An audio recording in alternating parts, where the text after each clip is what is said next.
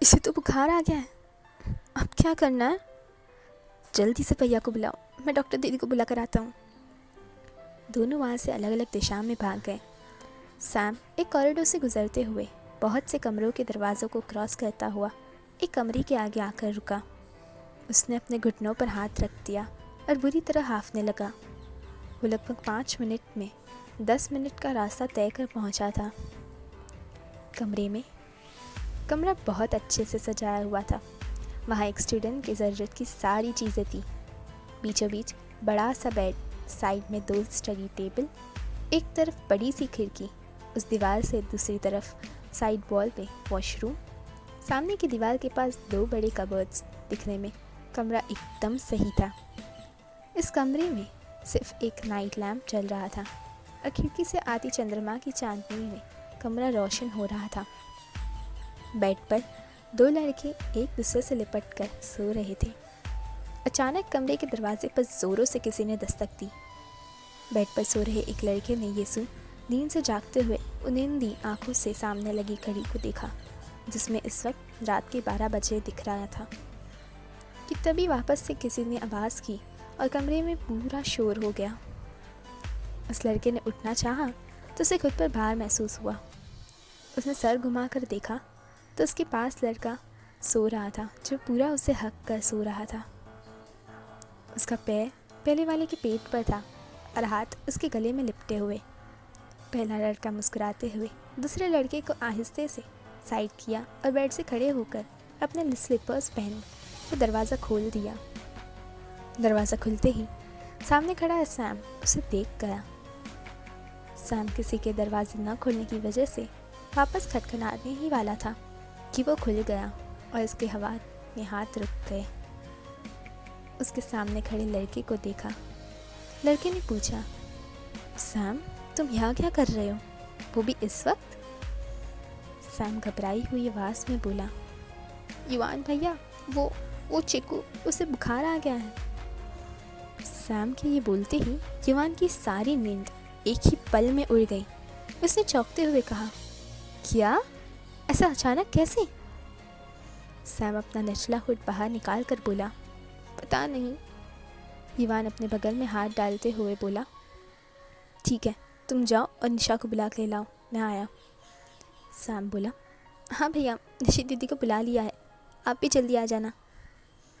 युवान ने हाँ में गर्दन हिला दी। सैम वहाँ से वापस अपने कमरे की तरफ भाग गया। युवान परेशानी से कमरे में लौटा और बेड पर अस्त व्यस्त ढंग से सोए लड़के को देखते हुए उसके पास गया। उसने उस लड़के को उठाने की कोशिश करते हुए कहा, ध्रुव उठो। ध्रुव करवट बदलते हुए बोला, क्या हुआ युवान, सोने दो ना। युवान ने उसके ऊपर से चादर खींचते हुए कहा, तुम उठ रहे हो या ठंडा पानी तुम पर उड़ेल दूँ? इतना सुनना था कि ध्रुव एक झटके में उठकर बैठा। वो अपनी आंखें मलते हुए बोला, क्या हुआ, इतनी रात गए क्यों उठा रहे हो, ऊपर से धमका कर। युवान सीधे सपाट लहजे में बोला, चिकू को बुखार आ गया, मैं वहाँ जा रहा हूँ, तुम्हें आना हो तो आओ, वरना पड़े रहो कमरे में अकेले। युवान वहाँ से इतना बोल जाने लगा कि ध्रुव हड़बड़ा कर उठते हुए उसके पीछे दौड़ते हुए बोला, युवान, अरे रुकना, मैं अकेले कैसे रहूँगा इस कमरे में, और चिकू को बुखार कैसे आ गया अचानक? युवान अपनी तेज़ गति से चलता हुआ बोला, पता नहीं, वो तो अब वहाँ जाकर निशा बताएगी, तब पता चलेगा। HFP का 3री मंजिल पर बने बड़े ही शानदार कमरे की बालकनी में जतिन रेलिंग पर अपनी कोहनी टिकाए खड़ा था। उसके एक हाथ में सिगरेट थी और वो दूर तक फैले आसमान को देखे जा रहा था। तभी अचानक उसे अपने सीने पर किसी के हाथों का स्पर्श महसूस हुआ। उसने झट से पीछे पलट कर देखा तो एक लड़की mini and transparent black night dress में उसके सामने खड़ी थी। वो लड़की बड़ी ही अदा से उसके करीब गई और उसके गले में बाहें लपेटते हुए अपने आईडी पर खड़ी हो गई और जतिन के चेहरे के करीब अपना चेहरा ले जाते हुए बोली, hey baby, I can't wait anymore. उसके ऐसे करने पर जतिन एक तिरछी मुस्कान उसे पास कर दिया। उसने सिगरेट को पास में रखे एक ऐश ट्रे पर रख दिया और लड़की की कमर को पकड़ लिया। वो उस लड़के के गाल को उंगली से सहलाते हुए बोला, so baby girl, are you ready for today to have the fun? लड़की एक नशीली मुस्कान के साथ बोली, I am always ready for you darling, कहते हुए उसके एकदम करीब जा गई और उसके होठों पर अपने होठ रख दिए। वो लड़की जतिन को किस करते हुए उसकी शर्ट के बटन्स खोलने लगी। जतिन ने भी कस कर उसकी कमर को पकड़ लिया और उसे खुद से चिपकाते हुए वाइल्डली किस करने लगा।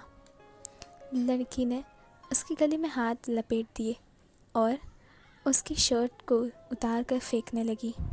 तभी जतिन ने उसे अपनी गोद में उठा लिया और उसके होठों का रसपान जारी रखा। जतिन उस लड़की को ले जाकर बेड पर लेटा दिया और उसके ऊपर आ गया। इस बीच दोनों की किस ज़रा भी ब्रेक नहीं हुई। लड़की अपने हाथ जतिन के सीने पर फिसलाने लगी और उसके एब्स को फील करने लगी कि जतिन ने किस ब्रेक करते हुए उसके हाथ को पकड़ लिया और बोला, dare you to touch me. लड़की नासमझी से उसे देखने लगी तो जतिन बोला, इस बॉडी को छूने का हक तुम्हें नहीं है, सो बी इन योर लिमिट्स। तुम्हें रात रंगीन करनी है वो मैं करवा दूंगा, but this body is not meant for you.